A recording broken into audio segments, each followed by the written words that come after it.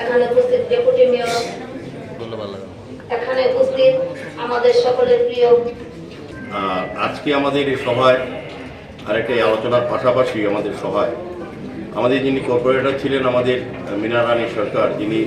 বাজারঘাট 14 বাজারঘাট থেকে নির্বাচিত হয়েছেন বিধায়িকা হিসাবে রাজ্য পবিত্র বিধানসভায়, ওনাকে আগরতলা পৌর নিগমের পক্ষ থেকে আমরা সকলকে ওনাকে সংগঠিত করেছি এবং ওনার কাছে আমাদের প্রত্যাশা উনিও রাজ্যের উন্নয়নে, শহরের উন্নয়নেও আমাদের পৌর নিগমকে সাহায্য করবেন এবং ওনার গুরুত্বপূর্ণ ভূমিকা পালন করবেন। আজকে মূলত আলোচনা হয়েছে আগরতলা শহরকে পরিচ্ছন্ন রাখা, সুন্দর রাখা, যানজট মুক্ত করা এবং আগরতলাকে নতুনভাবে সাজানোর কিছু পরিকল্পনা আমরা গ্রহণ করেছি এবং আগে যে পরিকল্পনা গ্রহণ করেছি সেগুলি কাজ কতটা হচ্ছে সেই নিয়ে আলোচনা হয়েছে এবং কী কী সমস্যা ছিল এবং সেই সমস্যাগুলি নিরসন করার চেষ্টা করা হচ্ছে এবং বিশেষ ক্ষেত্রে আজকে এজেন্ডার মধ্যে ছিল প্রধানমন্ত্রী আবাস যোজনার 6 DPR আমরা যে ঘরগুলি দিয়েছি সে কতটা হয়েছে, কতটা কী কারণে হয়নি এবং কী কী কাজ আমরা করব আগামী দিনে, কতটা দেব প্রতি ওয়ার্ডে, সেগুলো আলোচনা হয়েছে। তো আলোচনা খুব সুন্দর হয়েছে এবং বিশেষ করে আগামী বর্ষায় আগরতলা শহরকে জলমুক্ত করার জন্য নিকাশি ব্যবস্থার আরও উন্নয়ন করা এবং শহরকে পরিচ্ছন্ন রাখার ক্ষেত্রে ড্রেনগুলি পরিষ্কার রাখার ক্ষেত্রে আমরা আলোচনা করা হয়েছে। বিভিন্ন ওয়ার্ড থেকে তাদের মতামত নেওয়া হয়েছে এবং সেই অনুযায়ী সিদ্ধান্ত গ্রহণ করা হয়েছে। সার্বিকভাবে বলবো আগরতলা শহরে যতগুলি বাজার আছে, বিশেষ করে শহরের মেইন বাজারগুলি গুলোবাজার, মহারাজগঞ্জ বাজার, বটতলা বাজার, লেকমি বাজার, চন্দ্রপুর বাজার, দুর্গাতুনি বাজার, বর্ডার গোলচক্কর বাজার সহ যে বাজারগুলি শহরে আছে সেগুলির উন্নয়নের বিষয়ে আলোচনা হয়েছে এবং বাজারগুলিতে যারা আমি আজকে আপনাদের মাধ্যমে বলবো আলোচনা হয়েছে এবং আমরা আগেও সিদ্ধান্ত নিয়েছি। আমরা কিছু কিছু বাজারে লক্ষ্য করেছি যে নির্বাচনের পরে কিছু অসাধু ব্যবসায়ী আমরা যে বাজারগুলিকে জনগণের জন্য বা ক্রেতা এবং বিক্রেতার জন্য সুবিধার জন্য আমরা পরিষ্কার পরিচ্ছন্ন করে সুন্দর করে একটা সিস্টেমে ফেলেছিলাম, কিছু কিছু বেদখলকারী লোক এখন আবার চেষ্টা করছে, সেগুলি আমরা শক্ত আগে দমন করবো। আমরা কোনো অবস্থাতেই কোনো অরাজকতা আমাদের পৌর নিগমের কাজে আমরা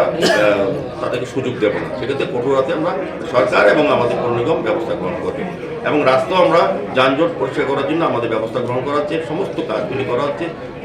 আমার মনে হয় আমরা আগামী দিন আগরতলা পৌরবাসীর যে চাহিদা বা মৌলিক সমস্যা সেগুলি সমস্যার জন্য নিরসন করবো, পাশাপাশি আগরতলাকে সাজানোর জন্য চেষ্টা করছি। দেখবেন আমাদের চারিদিকে সমস্ত পুকুরগুলি যেগুলি পরিত্যক্ত ছিল,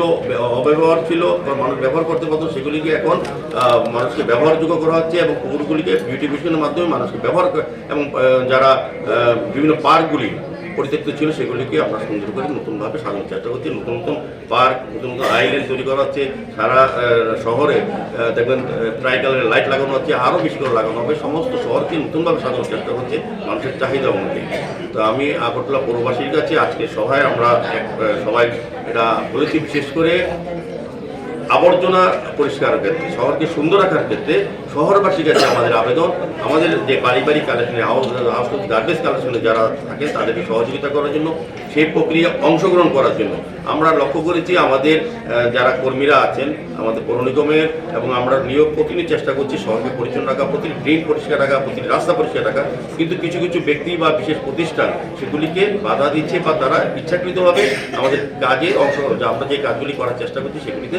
তারা অংশগ্রহণ করছেন না। আমার অনুরোধ থাকবে শহরবাসীকে যে আপনারা আমাদেরকে সহযোগিতা করুন, আমাদের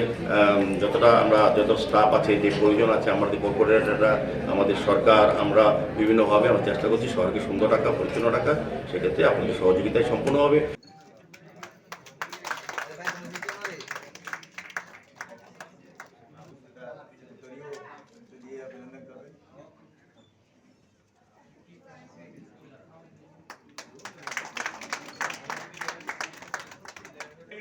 রাস্তা এগুলো ঘাটতি বারবারই করতে থাকি, তাহলে তো বলো না,